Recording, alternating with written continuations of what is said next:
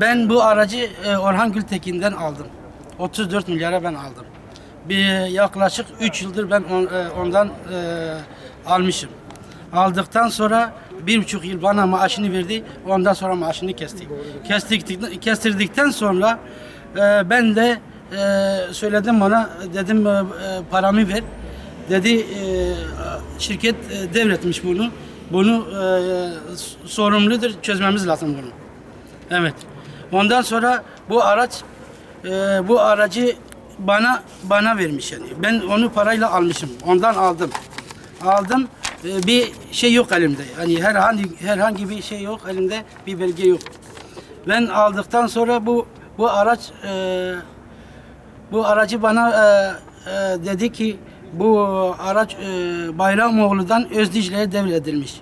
Devredildikten sonra dedi bu paraları bize geri verecekler, sizin paranızı vereceğiz. 1,5 yıldır bizim paramızı vermedi. Vermedikten sonra ben zor durumda kaldım. Benim çoluk çocuklarım üniversite okuyor. Ben zor durumda kaldım. Arabama bindim, götürdüm. Götürdükten sonra ben aracımı geri teslim ettim.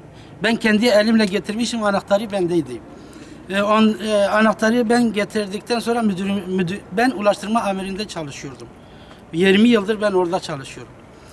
Çalıştırdıktan sonra ben onu gene müdürlerime teslim ettim, verdim. Onlara dedim devlet yetkilileri duyurulsun diye bizim mağdurlarımızı giderilsin diye bunu yaptım. Sadece ben arabayı çalmadım yani. Ben çalıntı amaçlı değil. Beni işten de çıkardılar. Hani 2-3 gündür beni işten de çıkardılar. Peki ne istiyorsunuz? Mağdurumun giderilmesi için ben onu istiyorum. Yetkililerde mağdurlarımın giderilmesi, hani devletin bilinmesi, yetkililerin bilinmesi için. Hacı Orhan Gültekin şahitimizdir yani buradadır, kendisi biliyor yani.